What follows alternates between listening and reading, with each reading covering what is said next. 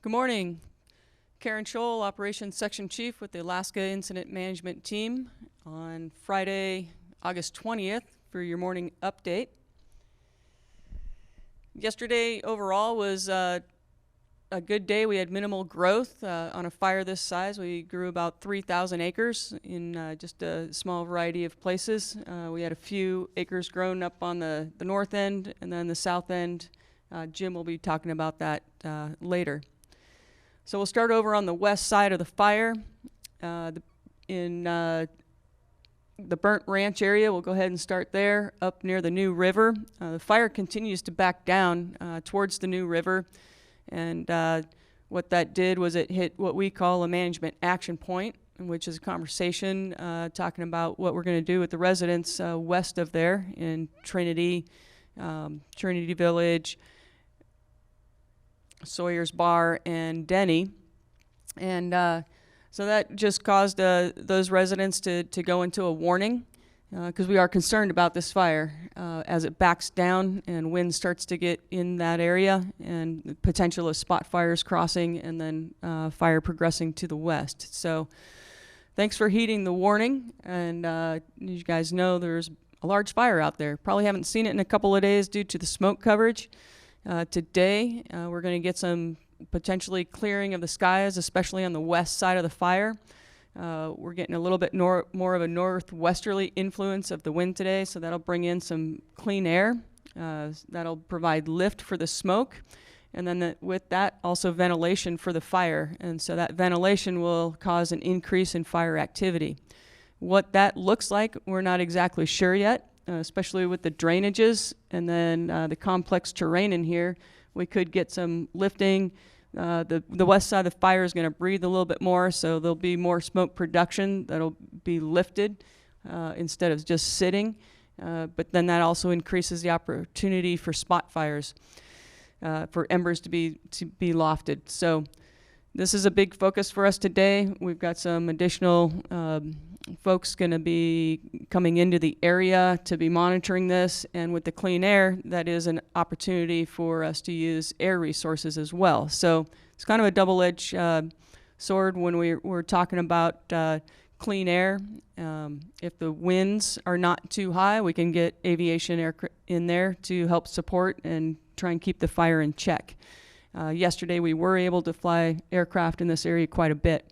Aircraft alone do not put fires out, so just please remember that. It's great that we can fly them when we can, but in this terrain, it's very difficult to get boots on the ground and our firefighters in there to actually hold it. So that's why we call it a checking. We'll use aircraft to try and check and hold this part on the southeast side of the New River. Down as we moved south out of Burnt Ranch, all along the west side, everything's looking real good. Everything through the corridor is looking good. What that means is we're able to pull hose around structures. We're continuing to monitor the fire situation. It does not mean the fire is out. There's still a lot of fire on the landscape. It's just we're feeling better about the communities of Big Bar and Del Loma. That does not mean that we're ready to allow folks back in those areas. But the fire itself is down along the corridor itself is behaving well, and we're feeling pretty confident about the security of those communities at this point. There are still lots of hazards in the area, and that's one of the things that we're trying to do before we would even potentially think about allowing folks back in. Snags need to be cut, roads need to be cleared, and a lot more mop-up has to continue. As we move down further west and around the corner in the Underwood area, crews continued to monitor the fires that comes down in and around the structures there. We were able to deepen the line, so off of our control line, gain a little bit more depth, which allows, reduces that amount of spotting potential over the line. So we were able to add some depth yesterday and strengthen this line, but we do still have a pocket of green in there that the fire is backing down, doing real good. The structures in there are all sprinklered, and just we're kind of nursing this along. We don't want to introduce too much fire in there. We don't want any big column or anything to get established, but there is still fire activity, and we still have folks in there watching, monitoring, and looking for spot fires as there's spot fire potential outside our line. With today's lifting, again, this west side of the fire will be breathing, so we expect some more fire activity in this area. Smoke should be coming up and moving out, and we'll be looking at that with our aircraft as well. As we move east along the southern part of our zone, it doesn't show on today's map, but we did add quite a bit of black line to the map yesterday. So we're feeling really comfortable and confident with the power line area. But again, the potential, if there's any, is from interior spotting well outside. So don't let the black line make you think that that's a done deal there. But all our patrol along that area is looking very favorable. As we move past Corral Bottom, that's all looking good. We get over into the hay press area. We've got dozers working across the Pattison Ridge, and then right behind the dozers we've got hose getting put in, and that's to help support as we move towards the west. Fire will be below the Pattison Ridge line that we're putting in, and so we'll have fire down below that area, and we're trying to build a pretty big box to bring it back around. The reason we need to build a big box is because of the complex terrain in there. Lots of ridges, but there's nowhere to tie it off to, or nowhere to join up with another dozer line. So, as you know, super rugged country, and our best bet right now is looking at this little bigger box. With that being said, we are putting in a few check lines with dozers on these ridges in order for us to buy time to be able to have this fire kind of advance, and we'll help with that advancement nice and slowly. We'll allow, we can burn off these ridges with small check lines and allow that fire to back down as we continue our prep in that bigger area. And we call that, we're just trying to stay ahead of the main fire so it doesn't make a big run and push out of here before we're ready for it. So with our UAS, our drones, we have small drones that have fire dropping capabilities, I guess, for lack of a better term. I'll think of it in a minute. They have plastic. Somebody asked about PSD. I called it ping pong yesterday. They actually look like ping pong balls, and they are dropped from an aircraft, whether that's a small drone or a helicopter, and when they hit the ground, there's a chemical reaction, and then they ignite, and it looks like a little sparkler, basically, on the ground, and that ignites the fuels below. So when we use that technique, and we use it with a drone, we can control the amount of fire we're putting on the ground. So it's very small, limited amounts of fire that we're putting on the ground. And again, that's just to try and stay ahead of the main fire, take a bulk of the energy out of the main fire, and we would just keep walking that across. Now, what I'm talking about is going to take a week or more. It's not something we're going to do in a day. So that's kind of a bigger operation, and so that's what we're looking at down in the southwest part of the fire. We have folks out in the bottom tying in with CAL FIRE entities, and seeing what they're bringing across in the Hayfork area and west of the Hayfork area, and where our lines can tie together so that we can have continuity, and where we can control the fire movement to the southwest. So that's a pretty big operation. We've got folks out looking and scouting at all the different opportunities that we have out here. As CAL FIRE's talked about before, if you come out of the mountainous areas and then down into more favorable terrain, that's the same thing we're looking at over here further to the west, is trying to build the box where it comes out more favorably for us to be able to actually control the fire on favorable ground. We'll have folks out in High Palm today, again, scouting and developing plans. Not a ton of people out here, so you won't see lots of engines rolling around, but we do have scouts out and about, and they'll be in the area.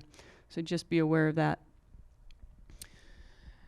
On the northeast side of our fire, so far everything except for the 2 spot fires we've identified previously, the fire up on the north part is still on the west side of the North Fork.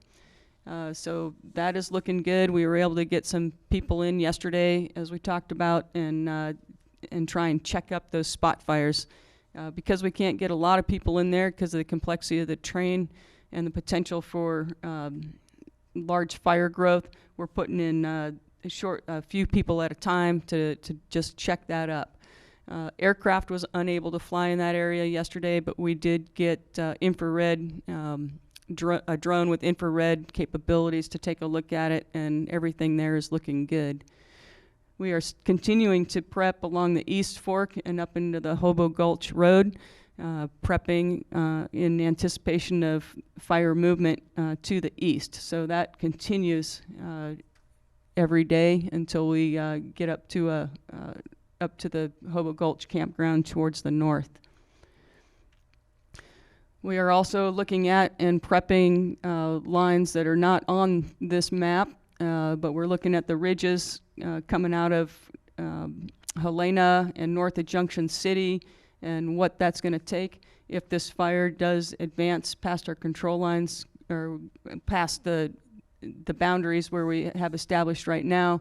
If the fire advances to the east, we're looking at ways to keep the fire from moving into Weaverville, and that we're not anticipating that any of that kind of behavior today, but we're looking future. And so we're doing daily tasks and trying to control the main fire, but we're also building and looking further out.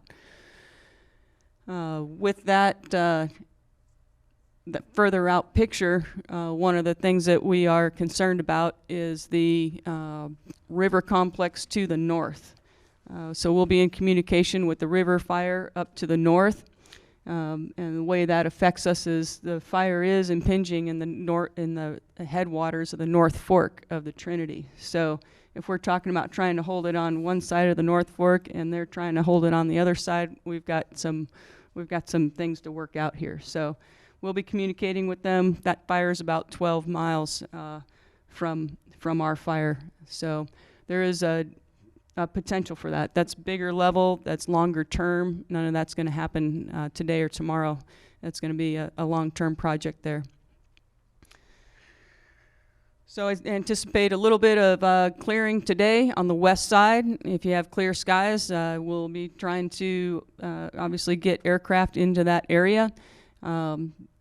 Probably happen later today, early afternoon, but that may just drop smoke on the east side. So we're dealing with that clear air. We're getting aircraft up every chance that we can to take a look and to use buckets to aid our firefighters in their efforts. That's my update for today. I'm going to turn it over to Jim with CAL FIRE for the rest of the update on the South Zone. Thank you, Karen. Jim Hudson, Operations Section Chief, CAL FIRE Incident Management Team 5, with today's operational update for the South Zone of the Monument Fire. Beginning in Junction City, the lines held yesterday, and the crews are continuing to improve those lines. The key today is with the wind shift and weather that we're going to see more of a westerly flow, that this is the first time that those lines are going to get wind tested in the last 48 hours. We'll have engines in there on patrol, aggressively patrolling the lines, tactically patrolling around structures to ensure that those lines hold. As we move south to the west of Douglas City, crews have been working in the Dutch Creek area along Dutch Creek Road. The fire is back down to Dutch Creek Road, but the lines have held, and crews will be in there today building line and putting in hose lays to be able to extinguish the fire. Primary concern for us today is the slop over that you see here just to the west of Douglas City. We will be engaging in line construction around that slop over and inserting engine companies to be able to get hose around it as well. That'll be our big priority today. The plan is, as it's been, is from Dutch Creek Road to Maxwell Creek Road to build line utilizing the ridge systems and insert engine companies to extinguish hot spots, and that'll be continue to be the plan today. As we make the turn down into the southern edge of the fire, crews are continuing to build dozer line and mop up. If you look down here, you can see where we've inserted dozer line. Crews have inserted basically from the center of Hayfork and are working to the east and west, and we'll continue to do that today and build that fire line to protect the community of Hayfork. It's important to remember today for Hayfork, as we see that wind shift, that the fire is not expected to push as hard to the south with the change in wind pattern. We'll be around the whole fire. We'll have engine companies going direct on the line, which means they will be basically working the fire edge for the entirety of the zone where they can. And where they're not able to go direct, they'll be working ridge systems and roads to build indirect line, and we'll have engines on there aggressively trying to hold those lines and putting in hose lays, and we'll also be inserting some of our hand crews into those steep drainages that we can't use heavy equipment, with the ultimate goal to have line around this whole fire in the next few operational periods. So, thank you.